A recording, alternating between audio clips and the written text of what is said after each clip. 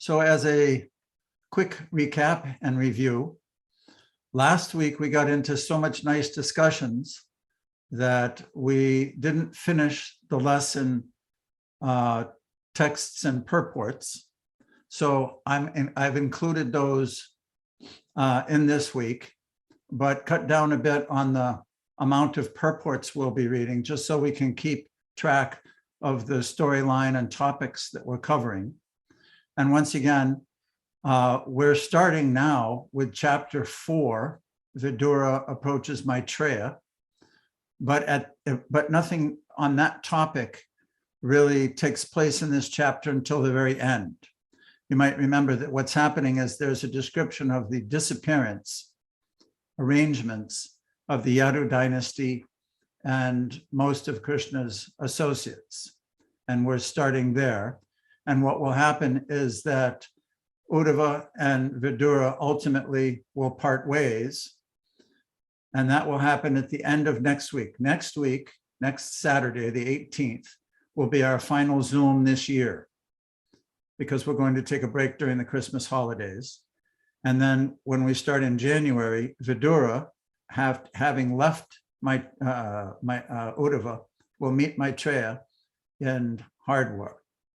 So now we'll start with the texts.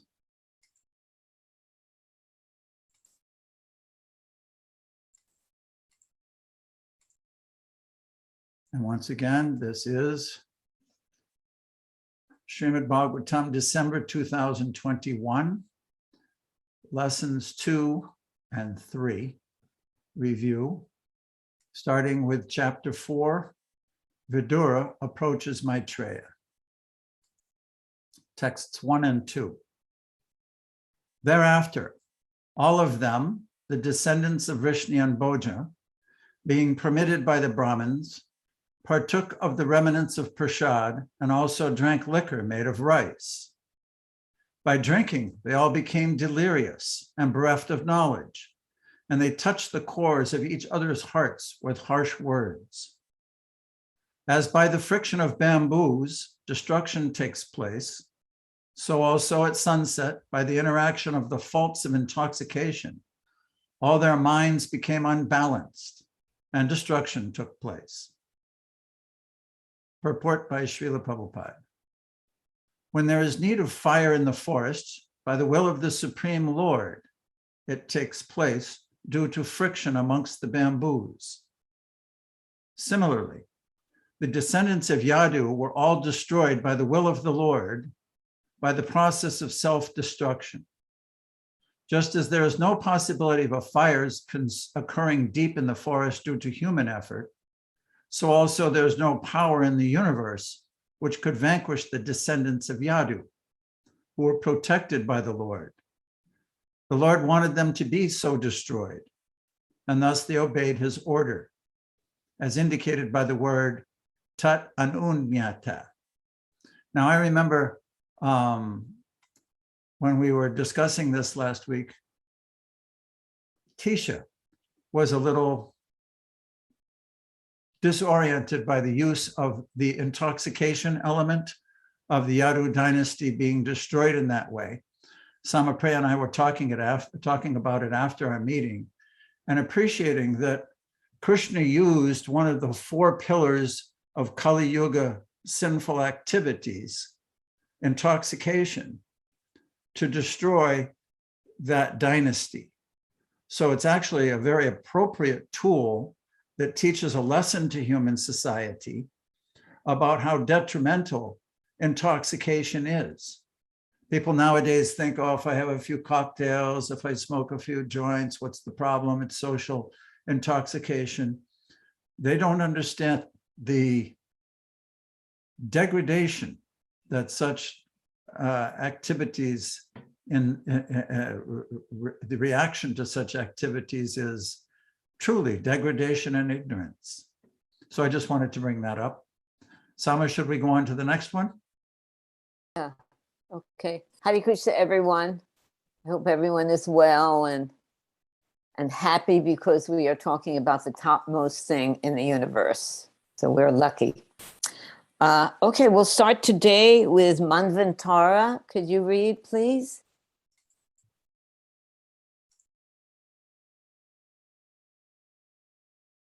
You have to unmute, I think.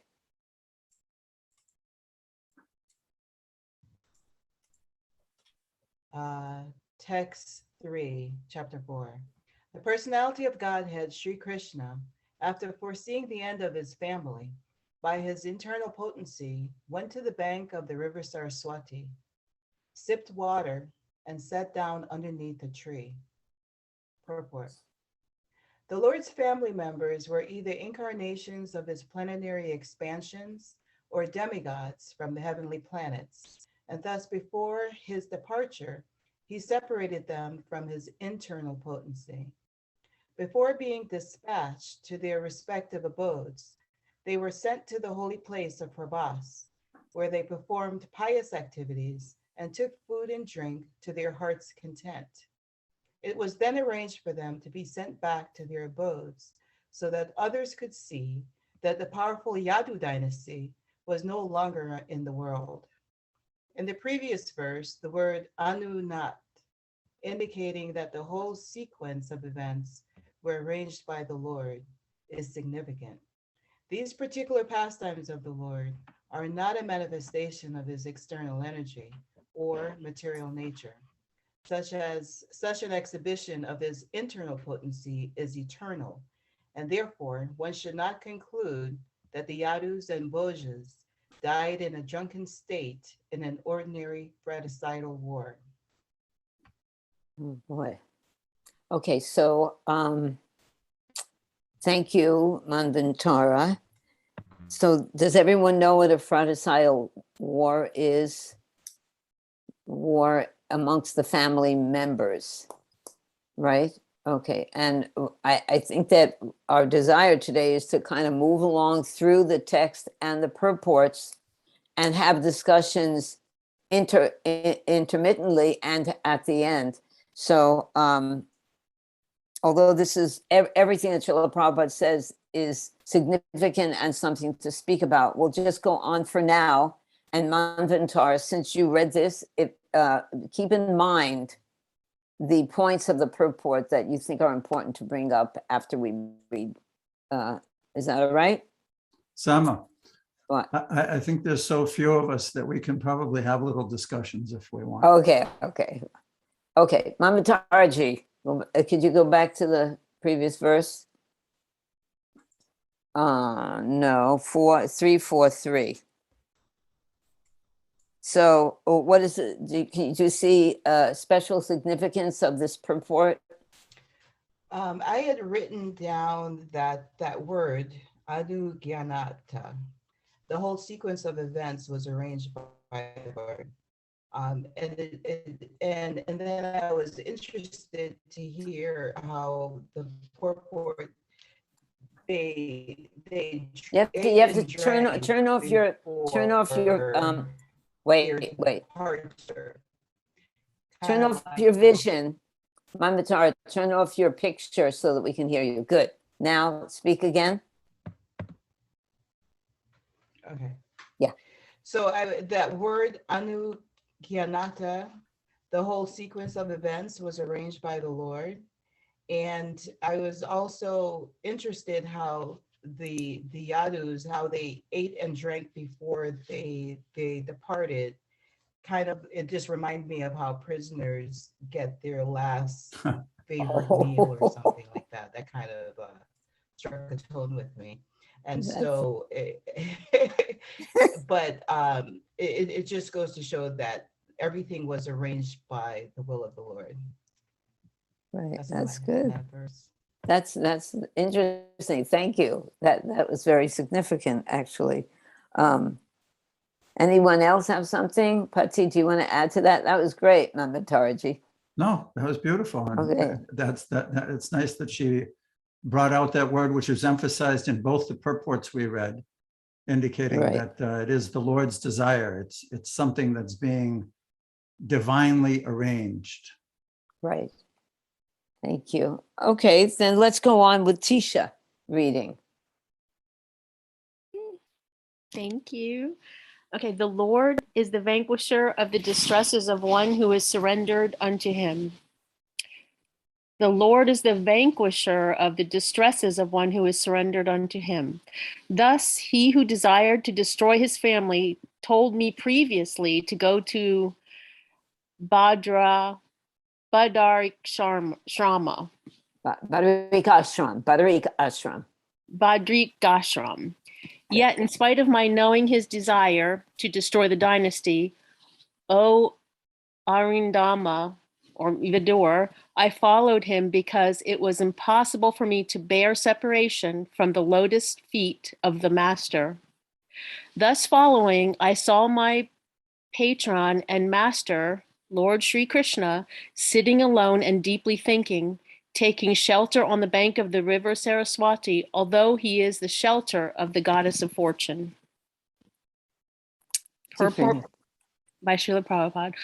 While at Dwarka, Uddhava was warned to avoid the distresses which were to follow the disappearance of the Lord and the destruction of the Yadu dynasty. He was advised to proceed to Badrikshrama because there he could associate with the devotees of Narayana, and in their association of devotional service, he could increase his eagerness for chanting, hearing, knowledge, and detachment. Those who are in the renounced order of life often take shelter underneath a tree. The Lord was found by Uddhava in that condition of taking shelter, as do persons who have no shelter. Because he is the proprietor of everything, everywhere is his shelter, and everywhere is under his shelter.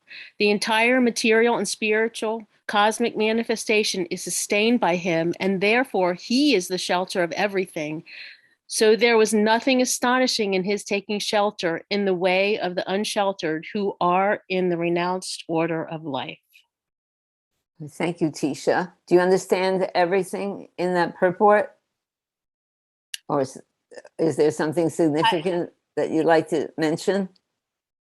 I mean, I can't say I understand everything, but I did, there's like that dichotomy or something that Krishna is taking shelter when he actually is the shelter of all and everything. So What do you think that is? What do you think that is that he's doing that? I think it's to show us how to take shelter, be an example of like what we need to do. So good, very good, excellent. One more question about the verse.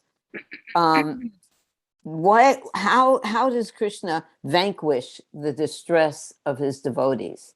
What is one thing that you can understand how Krishna vanquishes the distress of his devotees as he teaches as example? Right. I guess not thinking in a scholarly way, but just thinking from my heart. For me, it really is just remembering Krishna and his pastimes and just connecting with that love. You know, my relationship with Krishna is the protecting. The more I can surrender, the stronger my relationship, and that like that balm of calmness or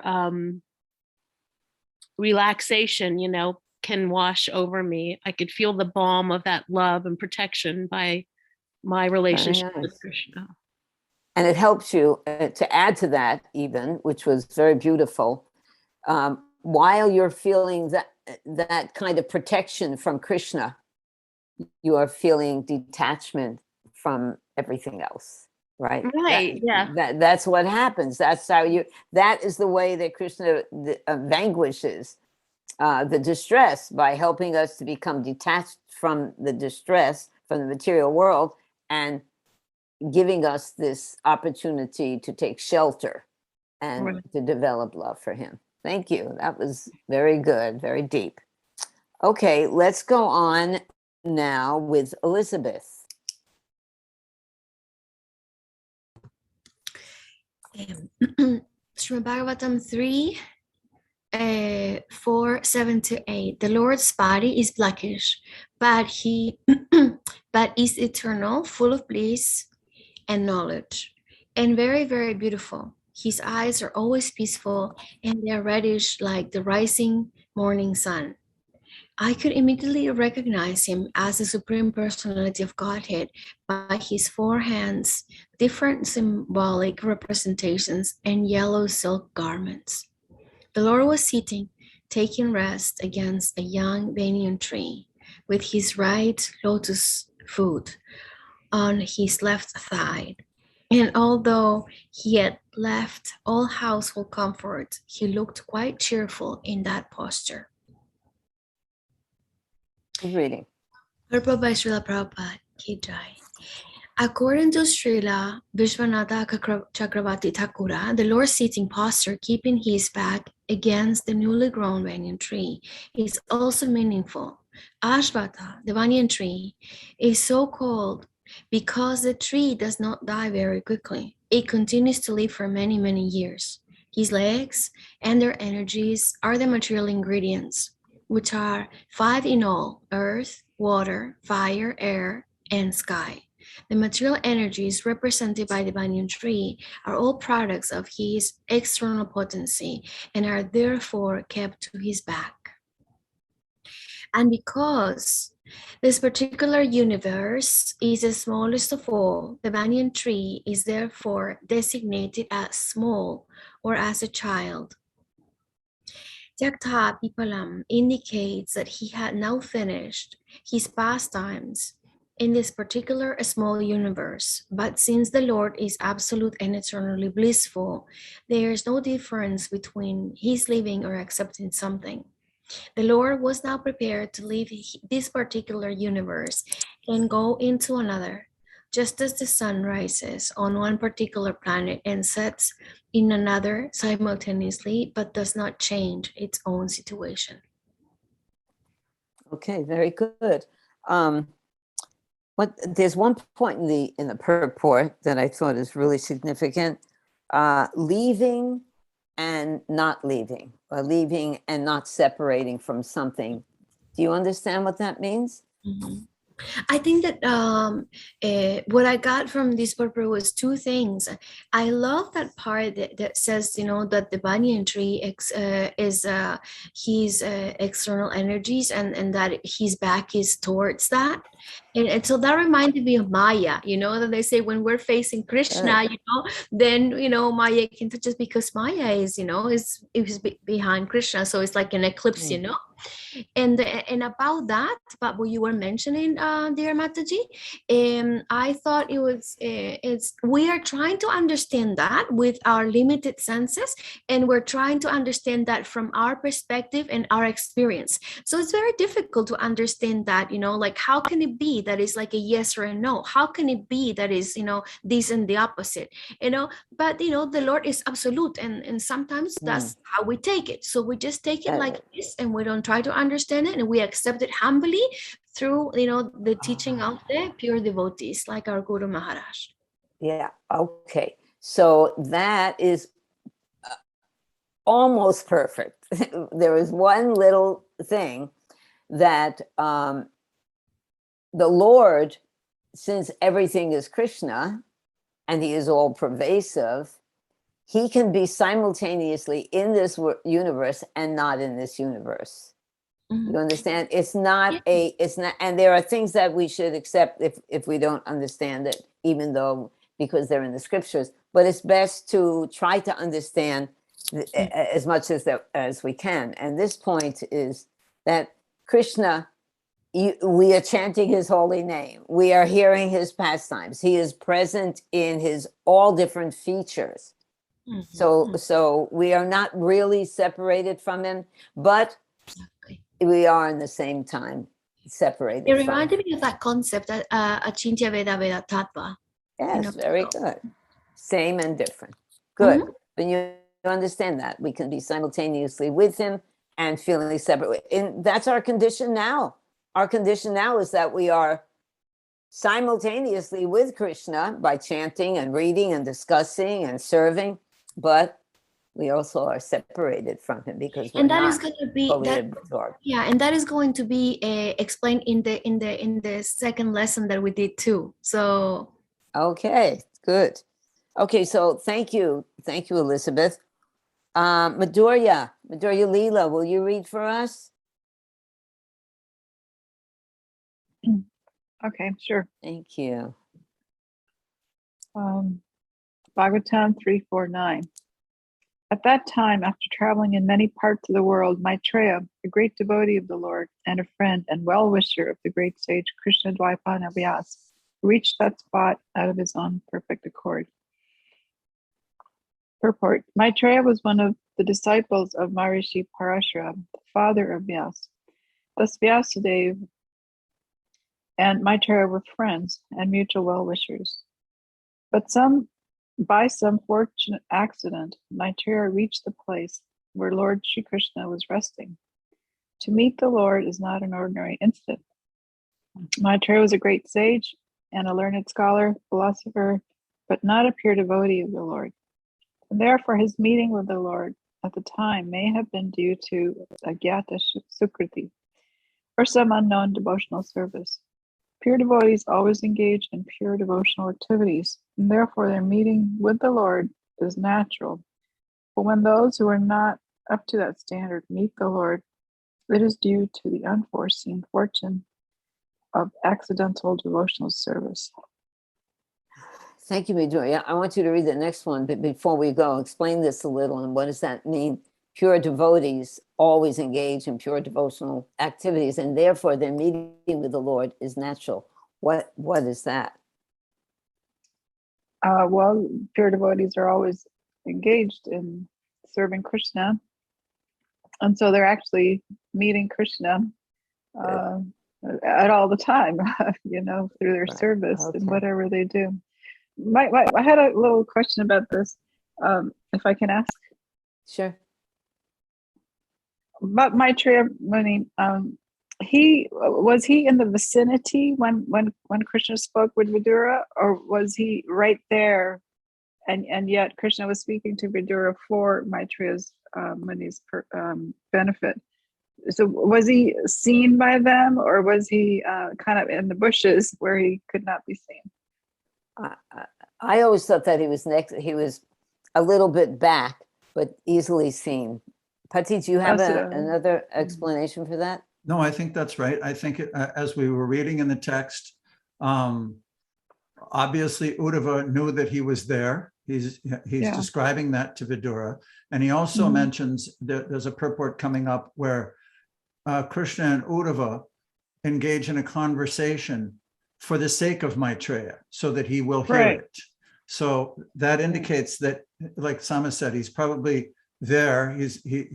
Intimate discussions are going on between Krishna and Uddhava, but certainly Maitreya is there. His presence is recognized, and he's not so far away that he can't hear. He's not just hiding. He's there. It's just, I think it's his wonderful, great good fortune that he arrived at that spot at that intimate time, right when the Lord was about to leave this world. I because at the beginning it said that he was kind of not kind of in the back, but then later, like you're saying, with those other purports, it made it sound like he was closer, and I realized it was for his benefit that they spoke. So it sounds like he was a little bit there. I was also a little thinking bit further away. I was also thinking, as we studied this section, that after this, in the next chapter, like I said, what will happen is that Uddhava will instruct Vidura to go meet Maitreya, because Maitreya had given personal instructions, personal instructions by the Lord, and then he was going to share that with Vidura. And for all practical purposes, Maitreya Muni will be speaking Srimad Bhagavatam from the next chapter, 3.5, all the way to the end of the fourth canto.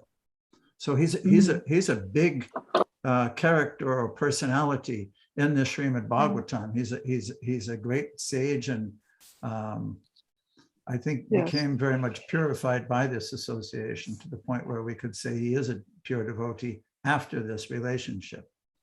Yeah, I was just going to say that just by listening to the conversation between Krishna and Vidura, Vidura, that he became from an sort of a impersonalist or Gyani to Right. a pure devotee. And the picture that you have here actually shows the two of them sitting close by Yeah. together. Okay, thank you. That was Next. beautiful. She can Yeah, continue. I was going to have her read the next slide. Madhuryaji, can you read Here, that? it's just is it text 11? I can't see it. Okay. Text 10 to Yeah, 11. 10 to 11, yeah. My Muni was greatly attached to the Lord, and he was listening in a pleasing attitude with his shoulder lowered. I don't know the significance of that one. with a smile and a particular glance upon me, having allowed me to rest, the Lord spoke as follows. O Vasu, I know from within your mind what you desired in the days of yore, when the Vasus and the other demigods, responsible for expanding the universal affairs, performed sacrifices. You particularly desire to achieve my association. This is very difficult for others to obtain, but I award it to you, unto you. I award it unto you. Purport. Uddhava is one of the eternal associates of the Lord, and a plenary portion of Uddhava was one of the 8 Vasus in the days of yore. The 8 Vasus and the demigods in the upper planetary systems, who are responsible for the management of the universe affairs, performed a sacrifice in the days of yore, desiring to fulfill their respective ultimate goals in life. At that time, an expansion of Uddhava, acting as one of the Vasus, desired to become an associate of the Lord. The Lord knew this because he is present in the heart of every living entity as Paramatma, the superconsciousness.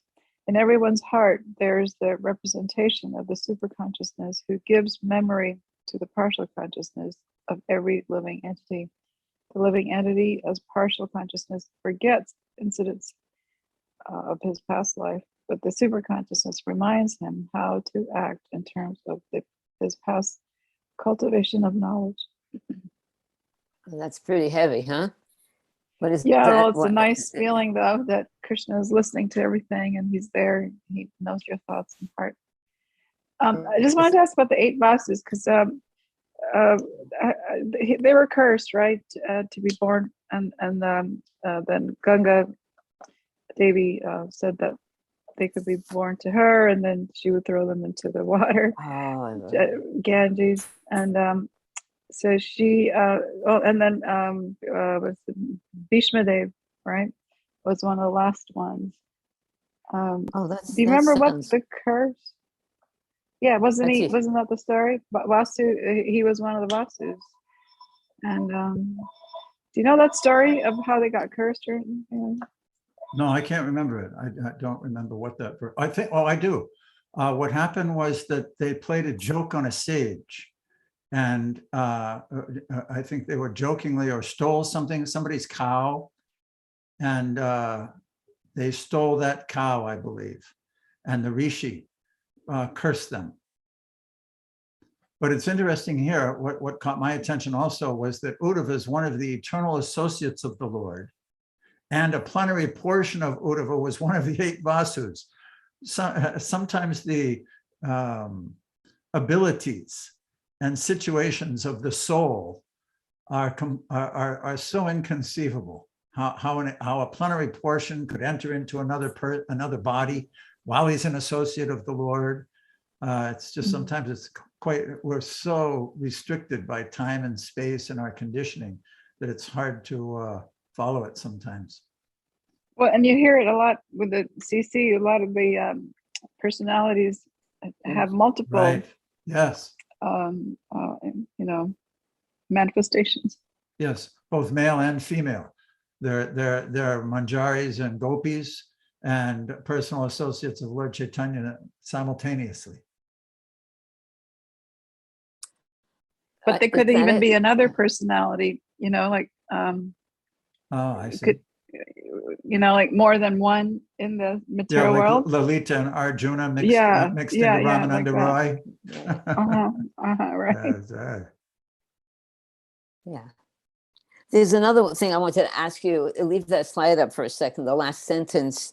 You were also, Madhurya Leela, saying that it's wonderful that Krishna hears your and sees your activities. And that's wonderful for a devotee. And he also sees things that aren't so wonderful that we have to pay for, our karmic reactions to sinful activities. So it's wonderful. Krishna knows our heart, and he sees that we're endeavoring to become purified to serve him.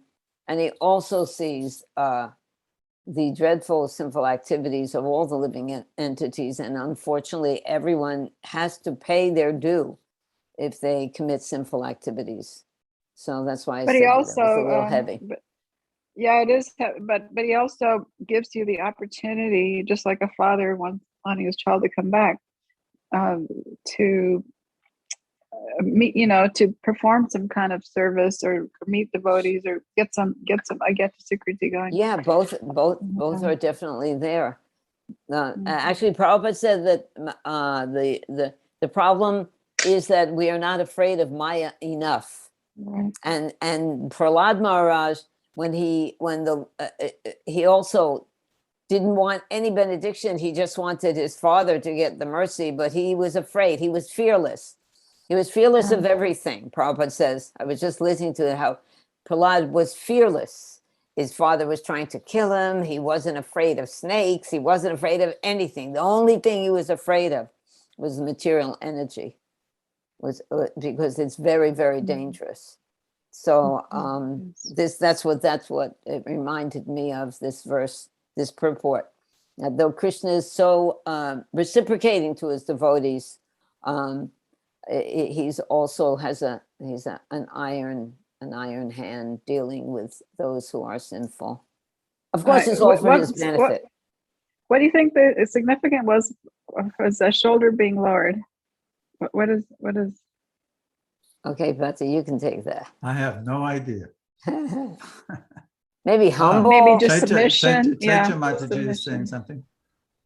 Chaita? Don't you think? Haribol. Manvant, who? Let's see if I Chaita. get this. Haribol, thank you. I thought lowering the shoulder is an indication of one being relaxed and not in the mode of defense. Nice. Manvantar, did you want to say something? Yeah, I was thinking the same thing, because in yoga practices, you sit erect because he has some kind of other influences other than pure bhakti. And so the yoga posture is sitting erect, and then when you relax your shoulders, as she said, So he went out of his yoga and he went into the other mode, the bhakti yoga mode. Good. That's both of you. That's a good, very good observation. All right. So thank you, Madhurya. That was wonderful. Gopa, can you read for us now, Gopa? Gopa Patniji. Yes. Let's see. Hang on. Srimad Bhagavatam 3, 4, 12, 13. Oh, honest one. Excuse me. Your present life is the last and supermost, because in this term of life, you have been awarded my ultimate favor. Now you can go to my transcendental abode, Vaikuntha, by leaving this universe of conditioned living entities. Your visit to me in this lonely place, because of your pure and unflinching devotional service, is a great boon for you. O Uddhava, in the lotus millennium, in the days of yore, at the beginning of the creation, I spoke unto Brahma, who is situated on the lotus that grows out of my navel, about my transcendental glories, which the great sages describe as Srimad Bhagavatam. Purport by Srila Prabhupada. The Lord was sitting in a lonely place, just about to disappear from the vision of the inhabitants of the universe. And Uddhava was fortunate to see him even at the time, and thus received the Lord's permission to enter Vaikuntha. The explanation of the Supreme Self as given to Brahma was already explained in the second canto of this great literature, is further clarified herein. The Lord said that the concise form of Srimad Bhagavatam, as explained to Brahma, was meant to elucidate his personality. Wow. So we had a discussion about that. What do you think that means, Gopa? The Lord said that the concise form of Srimad Bhagavatam, as explained to Brahma, was meant to elucidate his personality. Yeah, that's pretty deep. I'm just amazed that I always, oh, Krishna. That's a tough one, Mama Sami. You You're losing your say. tongue. Okay, I sweetie. learned from you. Hare Krishna. Anyway, First of all, I elucidate. think that elucidate means to speak beautifully and Yeah. Okay. Yeah. Yeah. I had to So- put it in. So the thing that, I mean, I was thinking, I don't know if it's in this verse or the next one, that Srimad is a way of, Madhuri Leela's hand is up, just a second. Srimad is a way of addressing someone, like Srimad, really? Premananda. Isn't it the Srimad? Yeah, when you write a letter, we used to write letters by hand, directing to Srimad. And it's a male. Srimati is the lady if you're writing to a god sister. Yeah. Srimati Gopapatni or Srimad Brahmananda. Or so there's a male and Shriman. female way to say it. Shriman. Shriman. Well, anyway, you're right, Shriman. Sorry, but anyway, I was thinking that this way of addressing the Lord and Bhagavatam. This is all the wonderful things, the descriptions of the qualities of Krishna. That's what Srimad Bhagavatam is. Yeah. For me, it really just, when you read one word at a time here, you just get really into it. It's like, because we need to read one word at a time. We need to fill our consciousness with this, or else we're doomed, because other things enter. Thank you, Gopa. You want to? Madhurya Leela's hand is still up. I see. Madhurya? I just had a question. In the last verse, Krishna says to Uddhava that he's his eternal associate, and yet he's going to be going to Vaikuntha. Why not Goloka?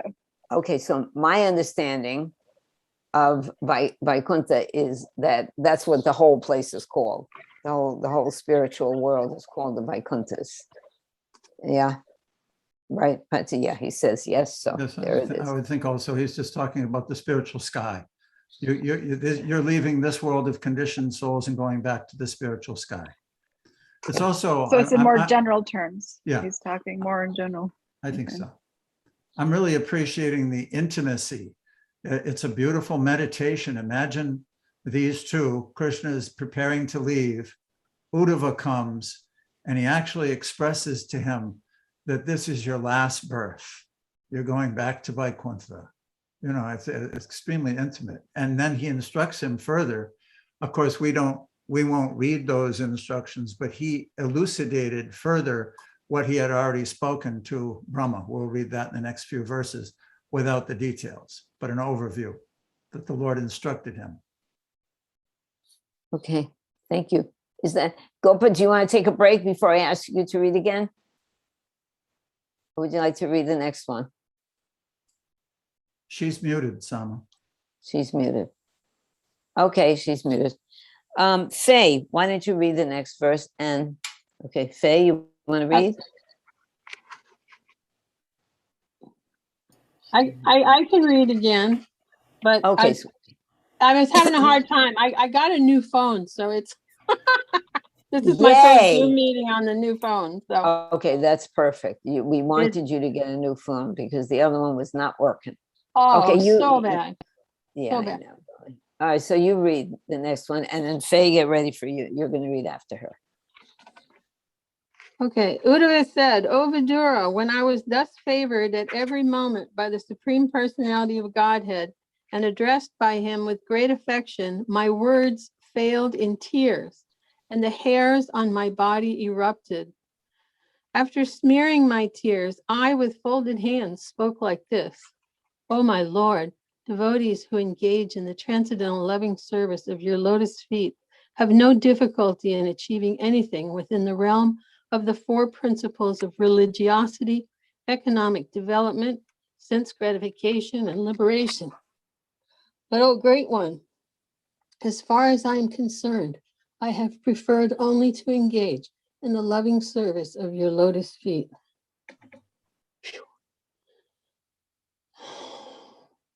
Srimad Bhagavatam 3:4-16.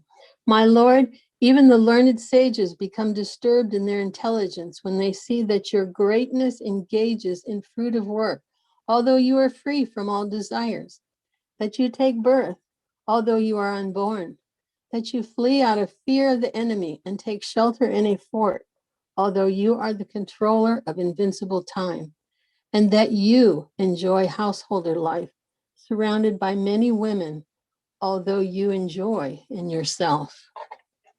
Go on. Purport by Srila Prabhupada. If the Lord is ever unborn, how then is he born as the son of Vasudeva and Devaki? He is fearful, even to Kala, the supreme fear, and yet the Lord is afraid of fighting Jarasandha and takes shelter in a fort. How can one who is full in himself take pleasure in the association of many women? How can he take wives and, just like a householder, take pleasure in the association of family members, children, relatives, and parents?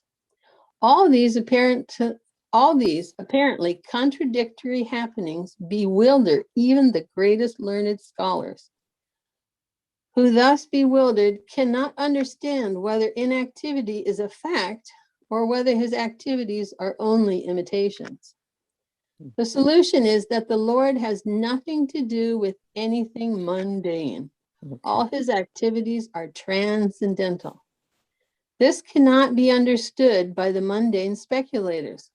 For the mundane speculators, there is certainly a kind of bewilderment. But for the transcendental devotees, there is nothing astonishing in this. The right explanation of the Lord's activities is given by Grandfather Bhishma Dev, Bhagavad Gita, Bhagavatam 1:9-16 as follows. O King, no one can know the plan of the Lord, Sri Krishna, even though great philosophers inquire exhaustively. They are bewildered. Wow, that's beautiful, Gopa. Can you just tell me one thing? Nothing to do with anything mundane. The Lord has nothing to do with anything mundane. Yeah, And amazing. you are also, when you read the verse, I could hear that you really identified with the mercy of engaging in devotional service. So to just say something about how the Lord, his service to the Lord, the service to the Lord is not at all mundane. It might look like we're doing the same thing as serving family, friends, and the whole thing, but the service to the Lord is absolutely on a different platform. Can you explain that? I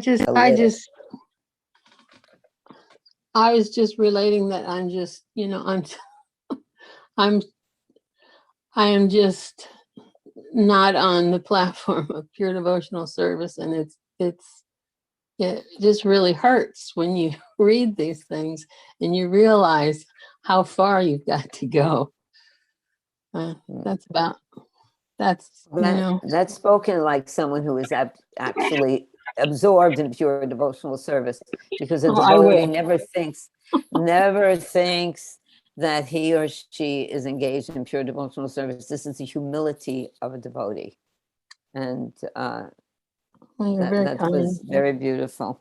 Thank you, and thank you for your devotional service to Srila Prabhupada. Okay, let's have the next one. Faye, why don't you read for us? O my Lord, your eternal self is never divided by the influence of time, and there is no limitation to your perfect knowledge. Thus, you were sufficiently able to consult with yourself, and yet you called upon me for consultation as if bewildered, although you are never bewildered, and this act of yours bewilders me. Purport by Srila Prabhupada.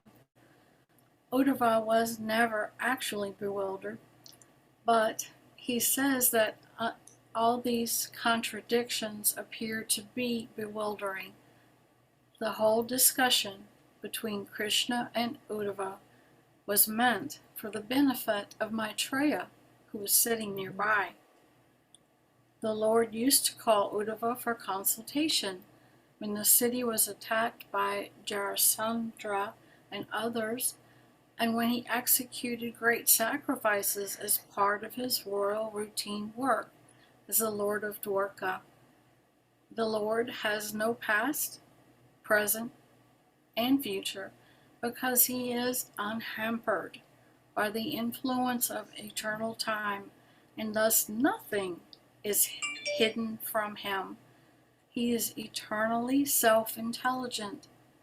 Therefore, his calling for Uddhava to give him enlightenment is certainly astonishing.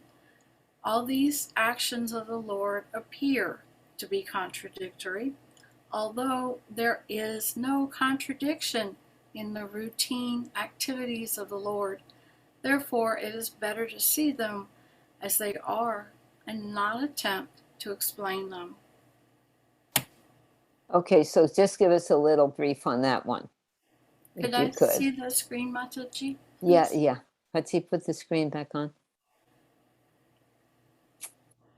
Yeah. This ties back to many of the earlier passages where we've been hearing about confusion. It also ties back to Arjuna and his confusion on the battlefield of Kurukshetra. The result of Arjuna's confusion was Krishna's perfect plan and opportunity to present the Gita for all of us. Here we see interwoven in this, Uddhava, Maitreya, and Krishna are all seated somewhat near one another. Overhearing this conversation, Maitreya is greatly benefited. Lastly, there's no contradiction in what the Lord can do and what he will do, because he can do anything and everything at his will and leisure. It's not that we direct the Lord. And in this case, we'll see in the following verses exactly why it was good form and polite to continue the conversation in a way that's going to benefit Maitreya and exalt his position as a devotee. That shift is always there, and it's amazing to me how Krishna's plans are so perfectly constructed. They are transcendental nuggets, and if we accept everything he does is transcendental, then these things are not contradictory at all. Very good. So we can't think that because we don't understand it, there's some fault with Krishna, right? Correct. We are very small and we're not meant to understand all of the actions of the Supreme, as we just read, that nobody knows the plan of the Lord. Thank His you. plans are certainly perfect. They are. Absolute and perfect. And I'm always fascinated at how they are so well layered. And from that fascination, I derive comfort because I know all of us have a plan that he has prepared for us, and it's not the other way around. I'm not the planner, he is. You know, things are always working out according to his will. And if I can back up a little bit to the purport, verses 4.10 and 11, I think there was a sentence that stuck out in that verse, if you want to back up, where the last sentence to me is a promise. The very last sentence shown on the screen, the living entity as partial consciousness forgets incidents of his past life, but the superconsciousness reminds him how to act in terms of his past cultivation of knowledge. So here's a nugget that's a promise. no matter how drastically wild things in this life may turn out to be in this age, we get a chance to cultivate back and to start again from what we have garnered and what we've been given and blessed by Krishna. We're never alone. We don't lose what we're learning, which gives me the promise and the incentive to focus on. Keep on going. Keep on devotional service. Keep on learning. Keep on trying. Keep on loving Krishna. So to me, that's a promise. I thought it was very, very helpful, particularly in the mood of the present circumstances of the earth. Keep on going. Keep on trying. Do not give up. So, Let's add keep on chanting to that one. yes, definitely. Yeah, And keep on hearing too. right. Shravanam Kirtanam. Keep on that's the two keys, right? Thank you, Faye. It's been really wonderful. Faye has actually been studying the Bhagavatam and Chaitanya Charitamrita and many of Srila Prabhupada's books with us since I think 2010. So she's become quite a scholar on these things and a wonderful devotee. Thank you, Faye. It's my honor to learn from you guys. Thank Hare you. Krishna. Let's go on with Guru Prasad. Guru Prasad, could you read this for us? The next slide here. He's not with us, Mataji. He's not. I saw his picture. He's not anymore. Oh, he's not anymore. I'm sorry. Okay, well, maybe he'll come back. Chaitamayi, did you read? Yes, Mataji. Thank you. Okay. Srimad Bhagavatam 3, 4, 18, and 19. My Lord, kindly explain to us, if you think us competent to receive it, that transcendental knowledge which gives enlightenment about yourself and which you explained before to Brahmaji. When I thus expressed my heartfelt desires unto the Supreme Personality of Godhead, the lotus-eyed Lord instructed me about his transcendental situation. Srila Prabhupada's purport. The words paramam stitim are significant in this verse. The Lord's transcendental situation was not even spoken of to Brahma when the 4 verses of Srimad Bhagavatam 2.9.33 through 36 were explained. This transcendental situation comprises his dealings with devotees engaged in transcendental loving service as exhibited at Dwarka and Vrindavan. When the Lord explained his specific transcendental situation, it was meant for Uddhava only. And therefore Uddhava particularly said, Mahyam, unto me, although the great sage Maitreya was also sitting there. Haribol. Wow. Okay. So this is making Yeah, me say question. something. This is making. I'd like to see the screen up there, if I may, for reference. Thank you, Dhruvaji. I'm looking at the word Mahyam. So Uddhava's getting this explanation from the Lord, and then Uddhava said, Mahyam, unto me. So does that mean he's Maitreya is not privy to this understanding? Or it's just that rather that Uddhava was given a personal audience and personal explanation of that. But how does Maitreya's understanding fit into this? Maitreya is observing. He is there. Some things are being that the Lord is saying are being directed toward him, and some things are being directed specifically to Uddhava. That's my understanding. Pati, can you elaborate? You have to unmute, please. From the purport, the 2 purports, previously it was mentioned that this was being spoken between Uddhava and Krishna for the benefit of Maitreya, whereas in this purport, it's specifically pointing out that this particular message was meant directly for Uddhava. I So see. yeah, just like Sama said, the conversation is going a little bit between the two. I see. So Go ahead. I was understanding that Maitreya is going to become the spiritual master for Vidura. So he needs to have a bit of understanding about this transcendental situation. So how does he get that? By hearing Krishna explain it to Uddhava. Okay. He's sitting there. We're not hearing that now. Yeah. Okay. That information will be revealed as Maitreya reveals it to Vidura and unfolds it. Okay. It's just not on the radar right now, but it is actually happening. Okay.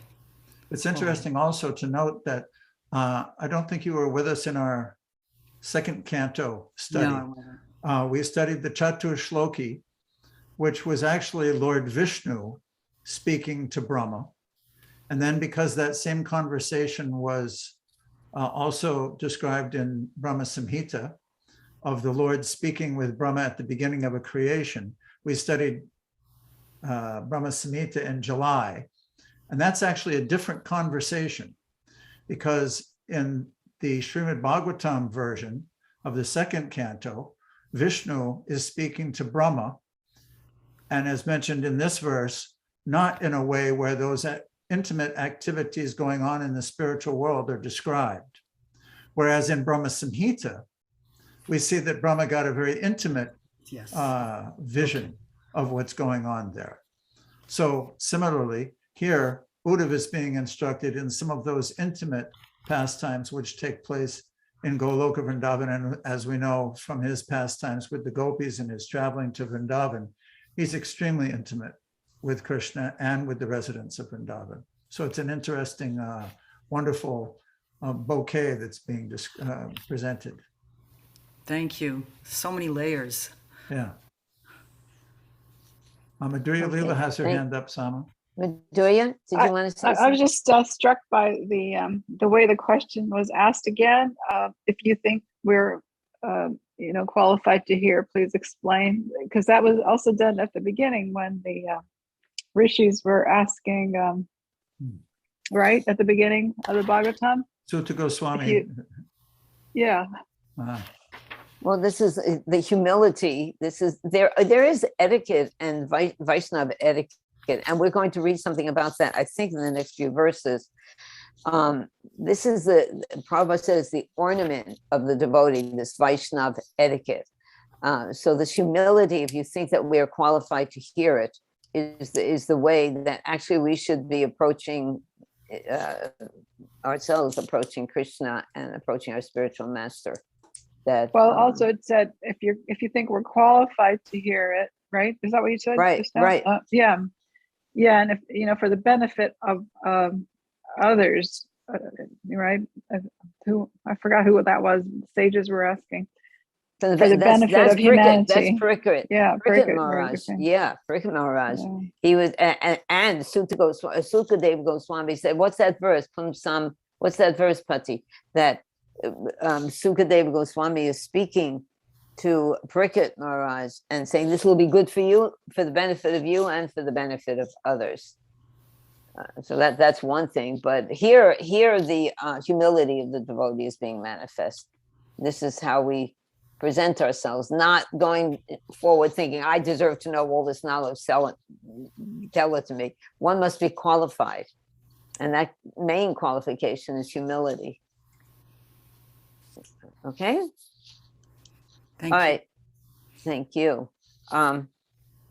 All right, let's we'll come back to you, Chaitanya. I just want to make sure that everybody has a chance to read.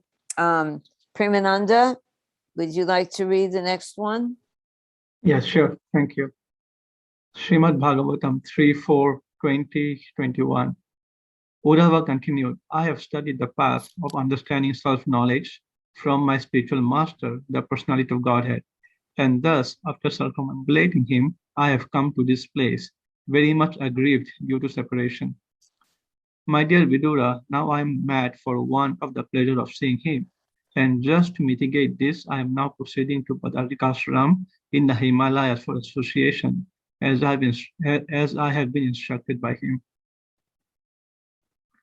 Purport by Srila Prabhupada.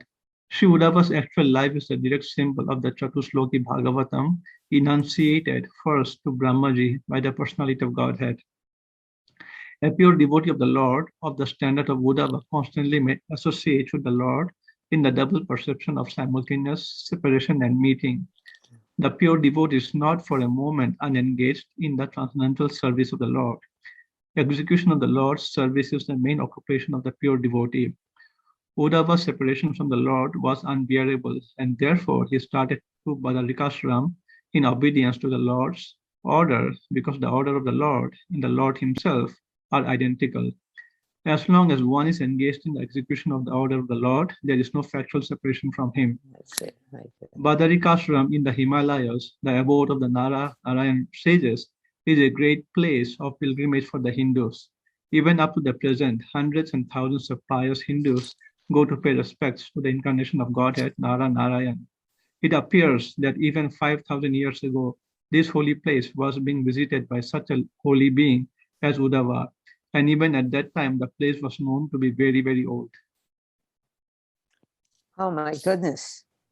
So tell us how following the instruction of the Lord is actually, this is a great, this purport is referring back to all the things that we've been discussing thus far, how separation and meeting for a devotee are actually on the same platform. So Premananda, why don't you explain how following the instructions of the Lord is the same as his association, being with him? Yes, that's because the Lord is the supreme absolute truth, and therefore there is no difference between his name, form, qualities, pastimes, and even his instructions. So when you follow the Lord's instructions or take his holy name, chant his holy name, it's as good as associating with the Lord directly. Even we Can't hear you. You're Sorry. gone. So I'm saying even Srimad Bhagavatam is a literary form of the Lord. So when we study Srimad Bhagavatam in the association of devotees, we are associating with the Lord directly. And while I was reading this, I was thinking about Srila Prabhupada, that when Srila Prabhupada left Vrindavan and came to United States, even though physically he was in separation from Vrindavan, but he said that he was never in separation because he always carried Vrindavan in his heart. He was following his Guru Maharaj's instructions. So that way there is no separation because he's just doing what his spiritual master wanted him to do. So that's how the devotees take or handle separation, because even though physically they may be separated, but since they're following the Lord's instructions and order, there is no separation. Premananda, how does that, what you just said, which was very wonderful, how does that tie into this first sentence about Uddhava? His actual life is a direct symbol of the Chatushloki Bhagavatam.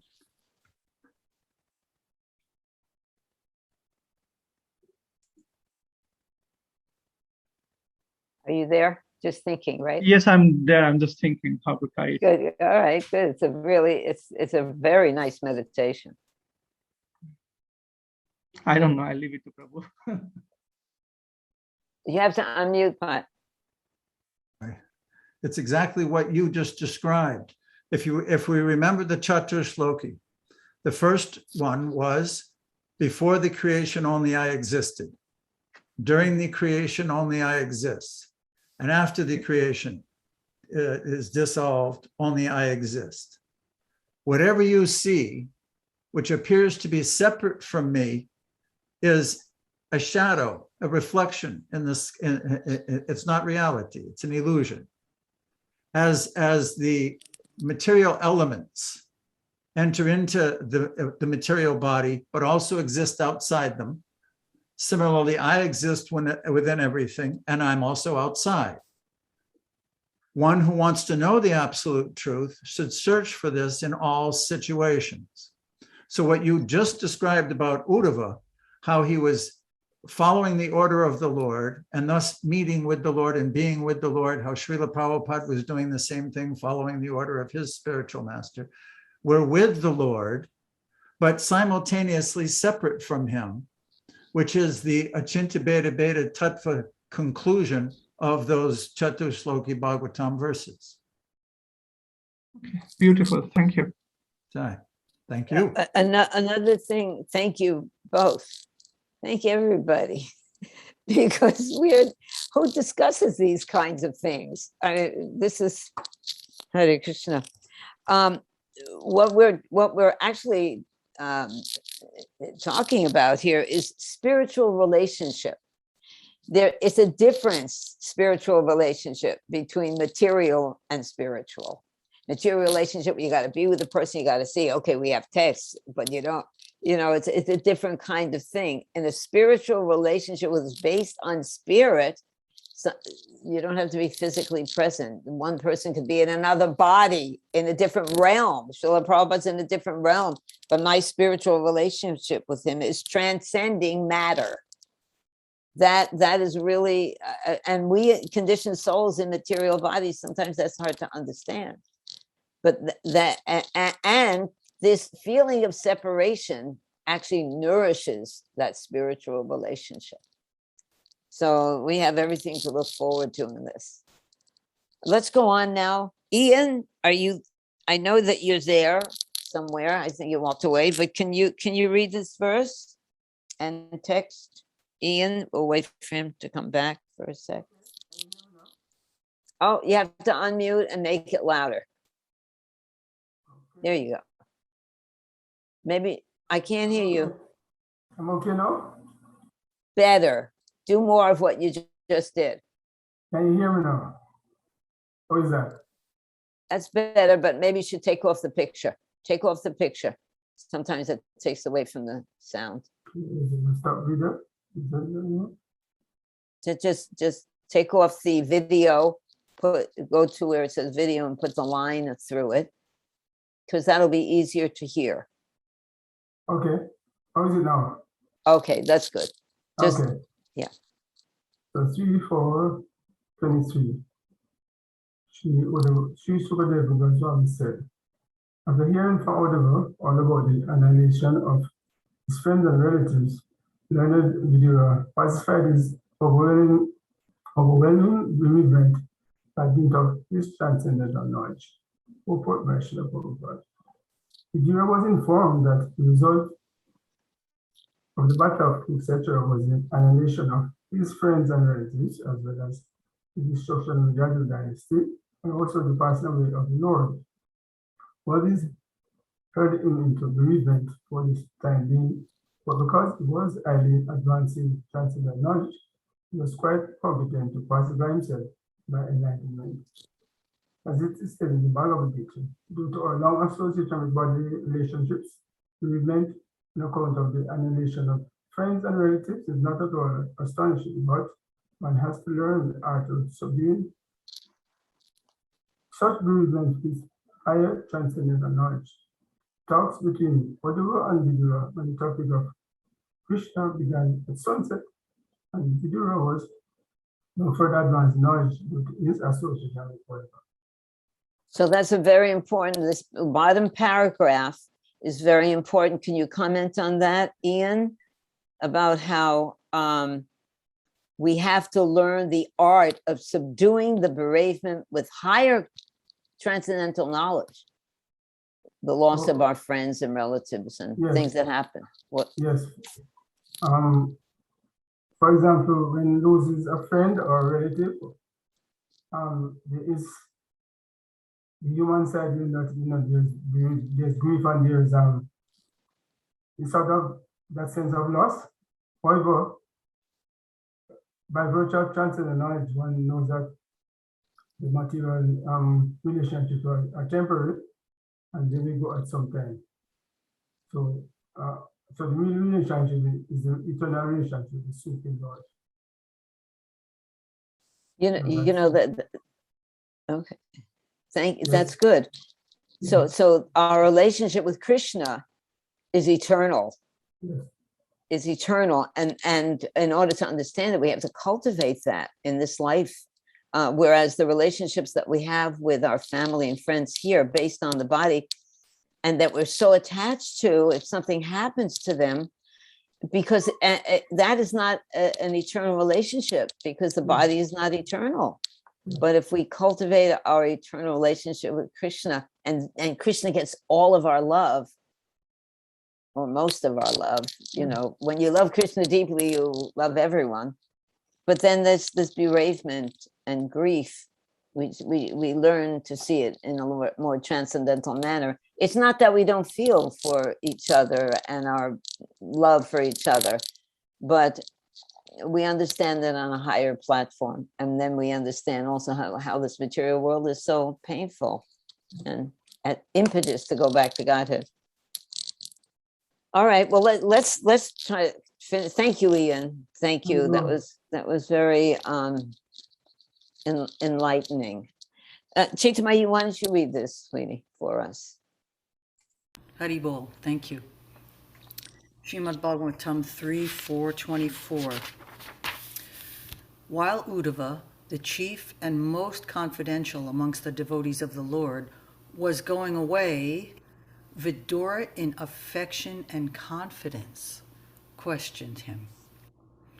Srila Prabhupada's purport. Vidura was much older than Uddhava.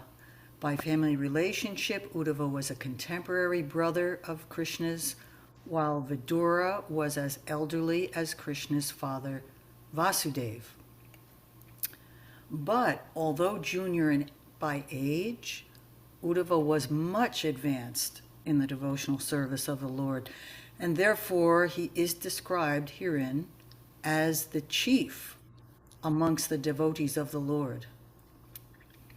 Vidura was confident about this, and thus he addressed Uddhava in that higher category.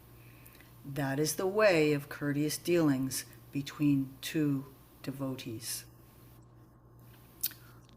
Should we speak on this now, or shall I go on to the next verse?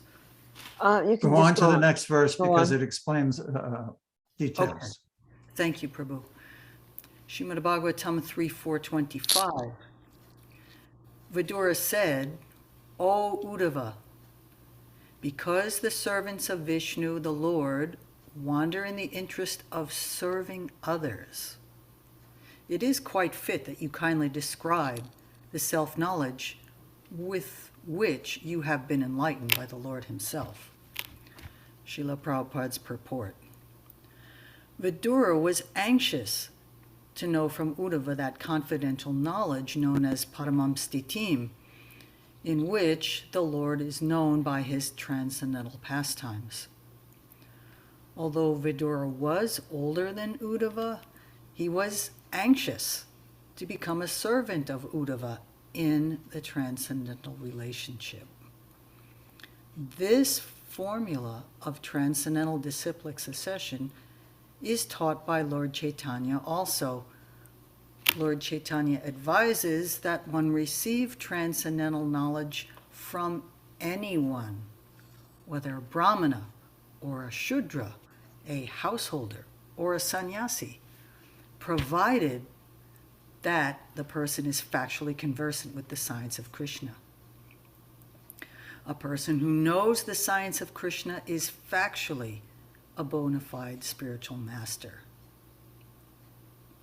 This next verse also deals with it, so why don't you read that in the purport also? Will do. Pati, okay. Srimad Bhagavatam 3:426.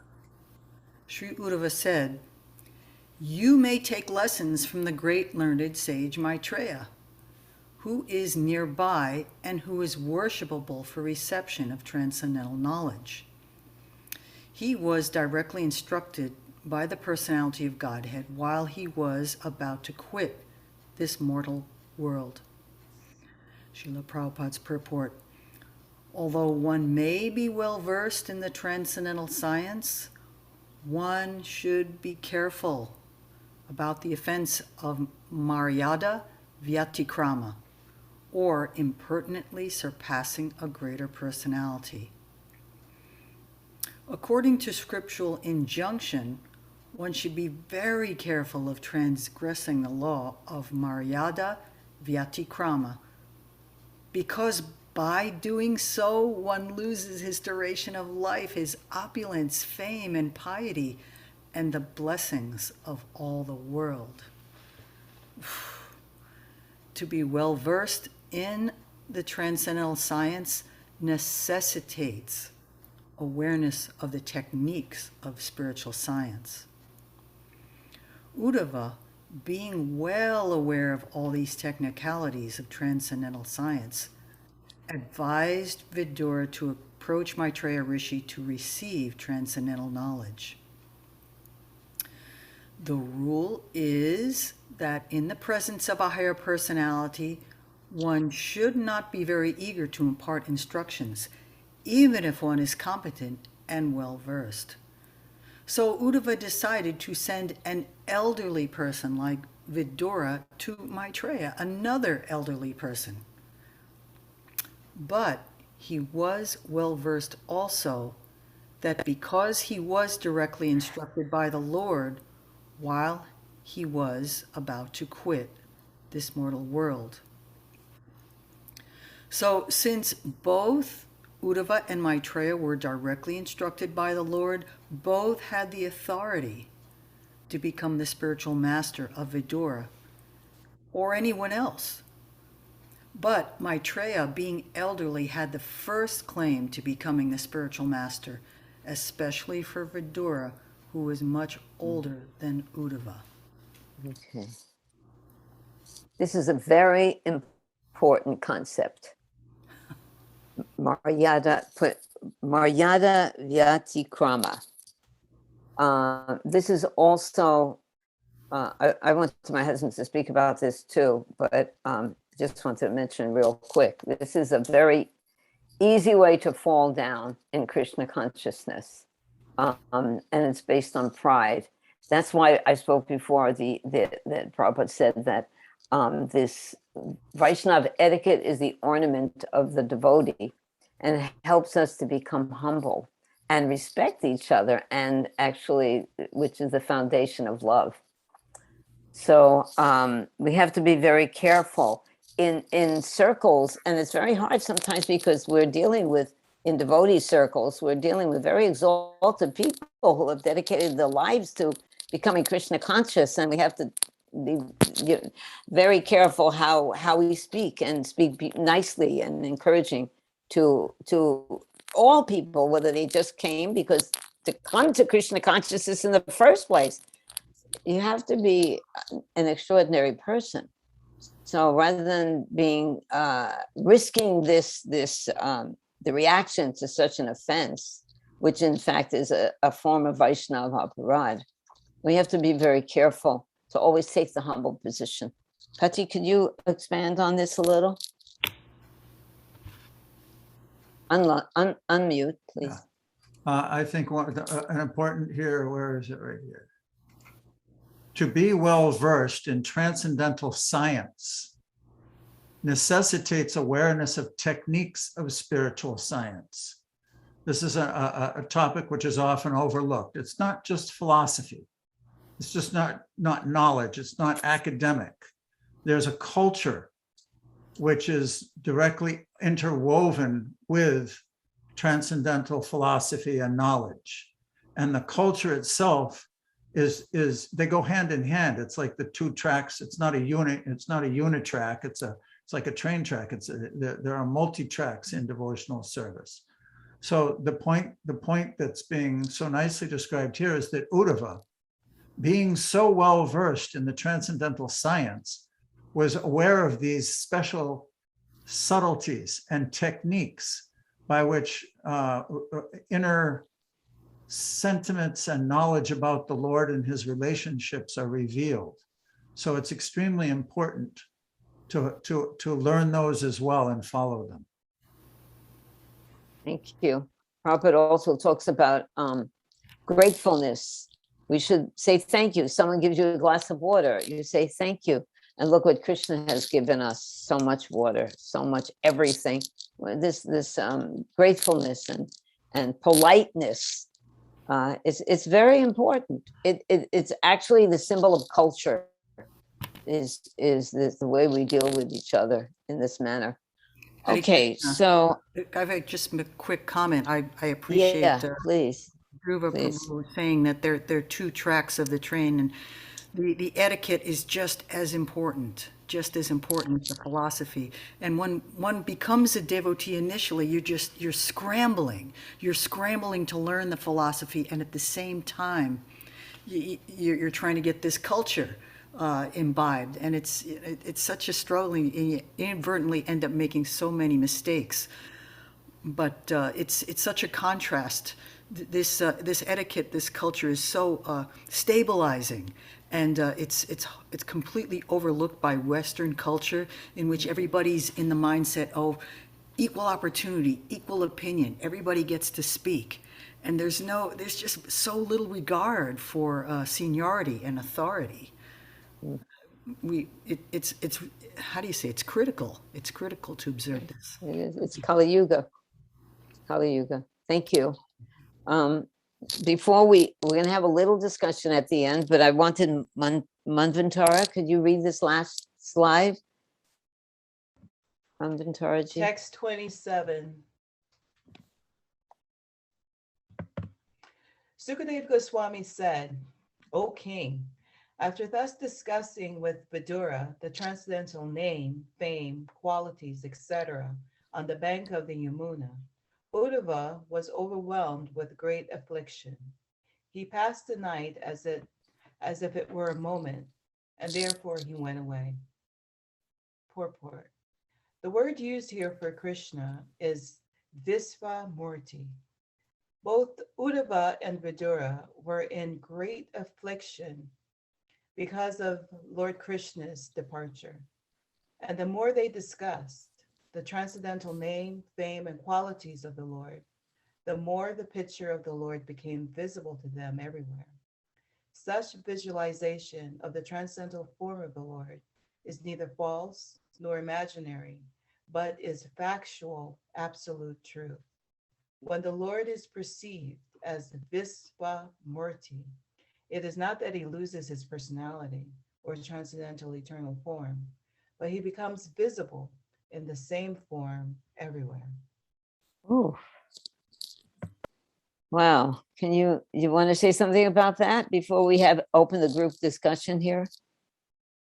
Manvantara? No, I actually didn't get to read that far ahead yet. I'm still behind in my reading of this particular section.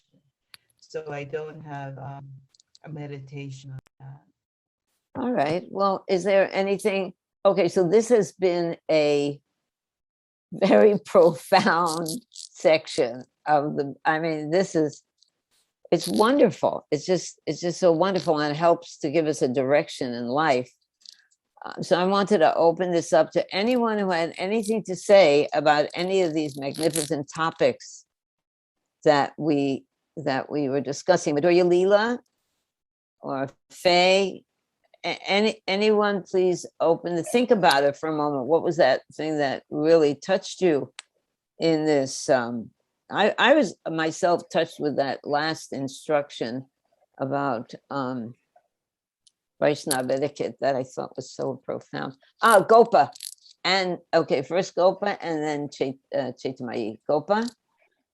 I just wanted to say, and it's back more towards the beginning when Prabhupada was saying in the purport how the sannyasi can, take shelter of the tree and sits under the tree. And when I was reading that, I immediately thought of Srila Prabhupada sitting under his tree in New York City, and how that's where he started chanting the Hare Krishna Maha Mantra. And so he's showing us by his own example, that you taking shelter of the tree. Anyway, I just wanted to say that's beautiful, and that's also humble. It's humble. Okay, here's a nice tree. He didn't sit on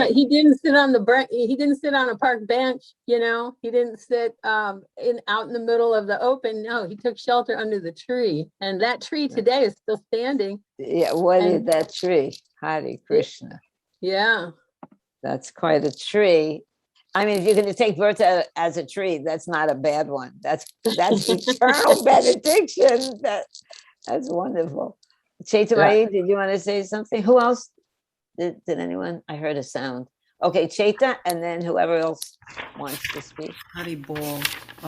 The last verse is showing, let's see, just trying to. Pachi, you want to bring up the last? Oh, I have the last verse too. Here. Here you go. The last verse, Sukadeva goes on, he said, "O king," after thus discussing with Vidura. Okay. So I was on. thinking, this Vishvamurti is not that, it's so easy to misconstrue that and say that it's Krishna has no form, he's nebulous, Vishvamurti. But it actually, this is a great explanation of where we're going as devotees. We want to be able to go into any situation and see Krishna there, and see see his Leela there, and see our purpose in implementing it and allowing it to flow. So that is, it's such a beautiful concept that wherever we go, we're going to be in the middle of this absolute truth. To me, it's a great comfort. And it can only happen so long as we keep ourselves engrossed in hearing and chanting. Right. You learn to see everything in relation to Krishna. That's beautiful. Thank you. Faye, did you want something to say? You wanted? Yes, Mataji. Yeah. I wanted to go back to verse 23, and something that hit me in the text to verse 23. That's you there. Could you put on 23? There it is. Thank you. I was very, very attracted to this particular verse and one sentence in the purport, particularly at this time of the season. I liked the solution, and the solution in verse 23 is, if you're struggling with feelings of separation from Krishna, if you're struggling in this season with overwhelm in this culture, particularly because of this Christmas season, there's extensive materialism, lots of invitations to do this, do that, come to this event, go to that event. And they're materialistic events that I'm not interested in at all. However, they're part of my job, or they're part of the residential building where I live, or other categories of activities. And I was feeling very overwhelmed, and I went back to that one verse and said, the learned Vidura pacified his overwhelming bereavement by dint of his transcendental knowledge. So in other words, the suffering that's going on right now with the holidays, the activities, the overextensive stress on materialism right now in the culture around me, all I have to do is pull it back, and I'm not overwhelmed anymore. If I chant the holy names, if I keep my focus on Krishna, keep my focus more elevated on higher thoughts, all of this other confusion around me is not so detrimental to my spirit. It's not so disheartening or sad. And I realized that if I'm going to focus on everything that's overwhelming and making me sad or making me stressed, the solution's already here. The solution is to elevate my thoughts back to transcendental topics, to see the word pacified. I'm thinking the learned Vidura pacified his overwhelming bereavement or struggles or circumstances. Okay, as a young devotee, a neophyte, when this place is too overwhelming, what do? I turn my thoughts back to Krishna, back to chanting the holy names. And even something as benign as being overwhelmed by an invitation to bring food to an office event with all non-devotees, I can still bring prasadam. I can Good, still good. put my energy and the little budget of money that I have for this event, put it into Krishna's use, elevate things. So for me, as a little kid, I see the image of a pacifier when I read the word pacified in that verse. It's like, yes, stop being a fussy brat child devotee, pick up, elevate your thoughts. If you buy anything for Christmas, do it for Krishna. If you bring potluck to the office party that you don't want to go to, make sure you bring prasadam. Elevate back to Krishna, and I'm pacified, I'm at peace, and I'm very happy too. So that's been uplifting for me, and I Wow, really needed that verse last night. good for you. That's incredible. That's wonderful. That is, Thank you, that's Mataji. that's Vigyan. That's called Vigyan, experienced knowledge. There's Gyan, which is knowledge, hearing about something and you know something intellectually. Vigyan is actually incorporating it and understanding it and using it in your life, which you have been practicing very diligently, and that's very wonderful. Thank you. I Does only know anyone what I else know have for some? for you. Hare Krishna. Prabhupada. Let's, we're all Prabhupada Nugas, right? We're on the boat with Prabhupada. So anyone else have something to say, to add to this really wonderful, enlivening discussion? That's it. I would Premananda? Elizabeth, did you want to say something? Yeah, what I just get is, taking shelter, under the spiritual master. That's for me, with all of this. This is what we see in the story. And, sometimes, Krishna is, well, we want to think about Krishna, and the chain is what we have, to come up, and get, like he was saying, follow, the instructions, who follow the guru's instruction, because guru is talking about the same thing as Krishna is saying. So he's talking what his guru said, and his guru is talking what his guru said, and like that to Krishna. So if we can just take shelter under the spiritual master's lotus feet, then we're with Krishna, and we are not bewildered by this, material world, the least, because if we leave the chain, if we leave the association of the devotees, then Maya is right there on the back of Krishna. That's true. Very good. Okay. Thank you, Okay. everybody. Thank you so much. We'll see you next week, and just dive into Bhagavatam and the holy name. Thank you so much. Panchakalpatarubhyascha, Kripa Sindhubhya eva cha, Patitanam Pavanebhyo, Vaishnavebhyo Namo Namo. Hare All Krishna. glories to Hare Srila Krishna. Prabhupada. Hare Krishna.